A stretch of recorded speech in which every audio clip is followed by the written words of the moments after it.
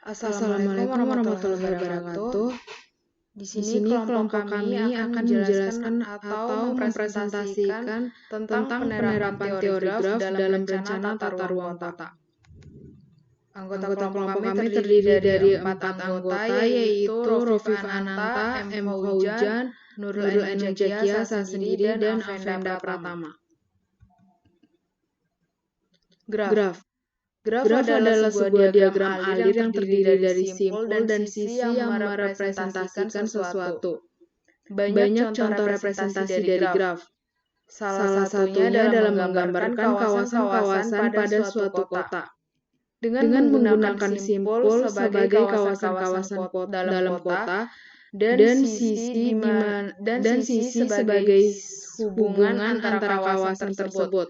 Maka akan terlihat lebih jelas tata letak, fasilitas, transportasi, dan sarana yang tepat untuk kawasan-kawasan tersebut. Dengan derajat yang melambangkan ketergantungan atau hubungan dengan kawasan lain, sehingga kawasan tersebut akan lebih banyak digunakan oleh penduduk kota. Selanjutnya, teori graf merupakan bagian dari pembahasan ilmu matematika yang sudah cukup tua usianya, namun penerapan dari teori-teori ini masih mampu menyelesaikan permasalahan pada zaman sekarang. Masalah yang ada sekarang adalah tata ruang kota besar seperti Bandung.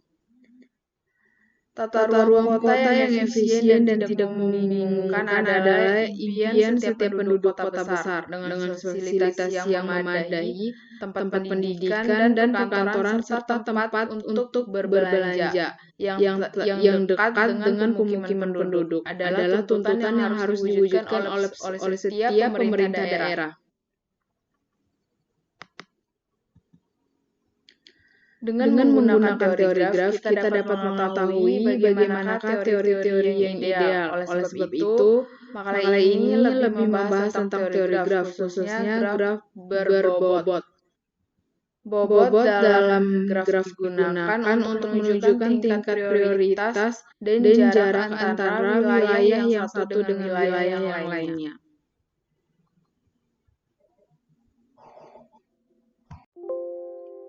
Assalamualaikum warahmatullahi wabarakatuh. Perkenalkan, nama saya Rofif Ananta Pathan. Di sini saya akan meneruskan penjelasan dari penjelasan sebelumnya, yaitu teori graf. Pada umumnya, teori graf digambarkan sebagai sekumpulan simpul yang dihubungkan dengan sisi. Secara sistematis, graf dapat didefinisikan dengan graf G merupakan himpunan V dan E, dengan V yaitu himpunan tidak kosong dari simpul-simpul, dan E adalah himpunan sisi yang menghubungkan antar simpul satu dengan yang lainnya. Sehingga graf G dapat dituliskan dengan notasi G sama dengan V, E.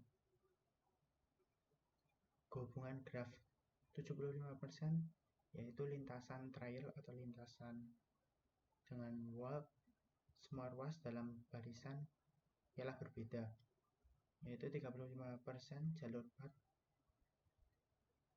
adalah walk yang semua simpul dalam barisan adalah berbeda, 50% sirkuit lintasan yang berawal dan berakhir pada simpul yang sama yang disebut dengan sirkuit atau siklus, 85% graf yang tidak mengandung sirkuit disebut akrilik. Oke, pada kiri ini adalah contoh graf di mana G1 yaitu graf sederhana, G2 multigraf, dan G3 multigraf juga. Pada dasarnya, jumlah simpul pada graf dapat digolongkan dengan dua jenis, yaitu graf berhingga dan graf tak berhingga. Sedangkan untuk orientasi arah terdapat dua juga, yaitu tak berarah dan graf berarah. Selanjutnya, G1 yaitu sama dengan V1, E1 dari G sama dengan V, E. Dikatakan graf merentang jika V1 sama dengan V. Dengan kata lain, G1 mengandung semua simpul G. Bila terdapat satu simpul atau Vx dengan Vx adalah simbol G, tapi Vx bukan simbol G, maka G1 bukanlah graf merentang dari G. Graf berbobot merupakan istilah khusus dari graf label. Graf berbobot nilai hanya bisa diberikan pada setiap graf saja, namun pada graf label bisa diberikan pada simbol graf. Misalnya, pada graf yang memodelkan kota-kota, tabel jarak antar kota. Terminologi dasar di atas sangat berguna untuk memahami teori pohon, karena pada dasarnya teori pohon merupakan graf juga. Oke, untuk pewarnaan graf. Dalam pewarnaan graf, jumlah warna minimum yang didapatkan untuk mewarnai graf dinyatakan dengan bilangan kromatik yang disimbolkan dengan XG. Graf yang memiliki bilangan kromatik 1 ialah graf kosong, yaitu graf yang hanya terdiri dari satu simpul. Sementara suatu graf dikatakan planar jika tidak ada dua titik yang saling berpotongan, yaitu graf yang dapat digambarkan pada bidang datar tanpa ada sisi yang menyilang di atas sisi lainnya, di mana jumlah warna yang digunakan hanya 4 warna.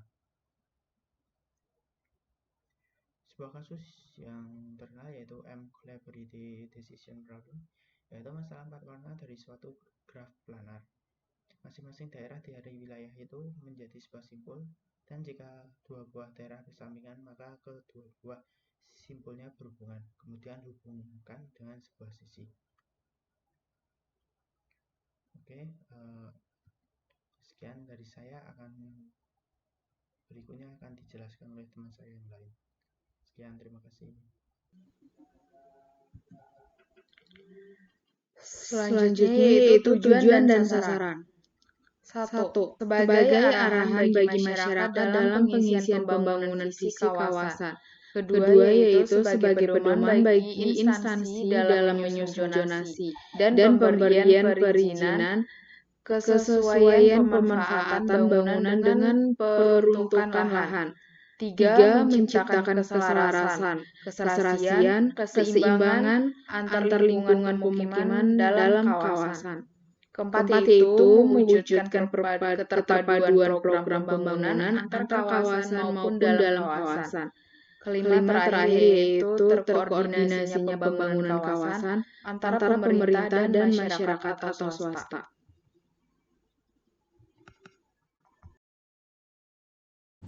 Rencana tata ruang kota.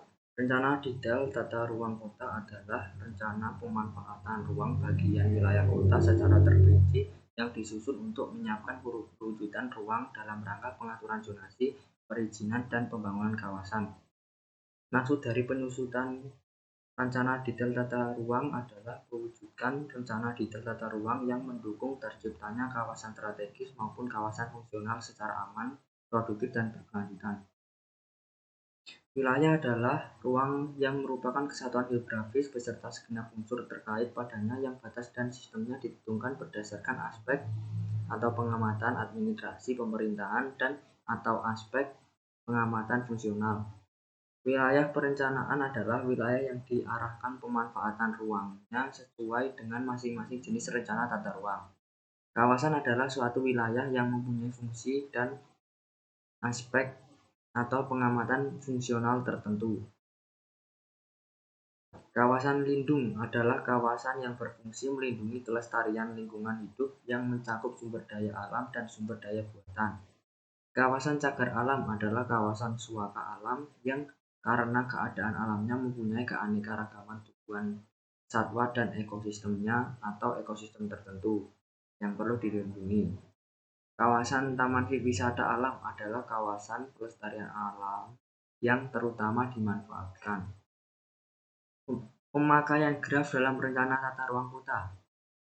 Tautan penduduk kota yang semakin meningkat, penatang hunian yang strategis, membuat pola perencanaan tata ruang kota berubah dengan tuntutan seperti pemukiman harus dekat dengan kawasan perkotaan, fasilitas umum, dan kawasan pendidikan menjadi sukar untuk dibentuk di kota besar dan sudah terbentuk dengan pola perencanaan yang lama.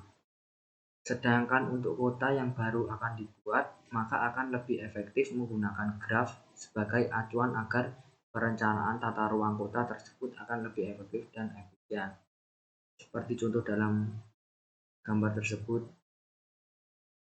dengan simpul sebagai kawasan dan sisi sebagai hubungan kawasan satu sama lain. Jika dilihat lebih kompleks seperti pada pola perencanaan kota yang sebenarnya, maka akan ditemui kawasan seperti ruang terbuka, hijau, kawasan drainase, kawasan pusat kegiatan, kawasan pariwisata, dan lain-lain.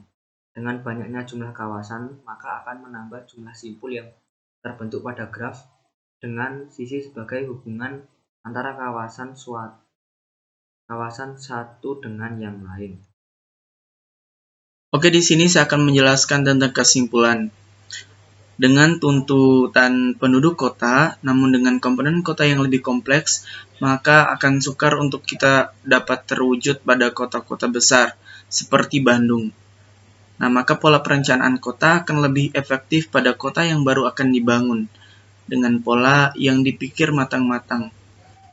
Maka akan menjadikan kota yang benar-benar ideal bagi penduduk, dan ideal untuk perkantoran atau pendidikan.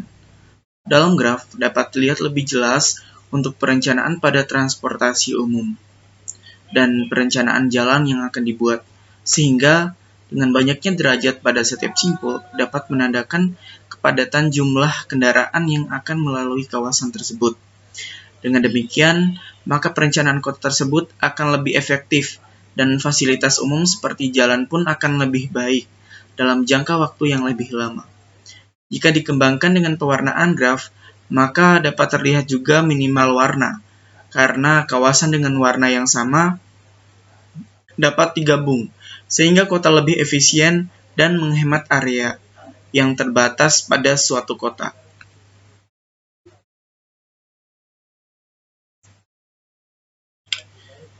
Oke, sekian pemaparan materi presentasi dari kelompok kami. Lebih dan kurangnya kami mohon maaf. Billahi taufiq wal hidayah. Wassalamualaikum warahmatullahi wabarakatuh.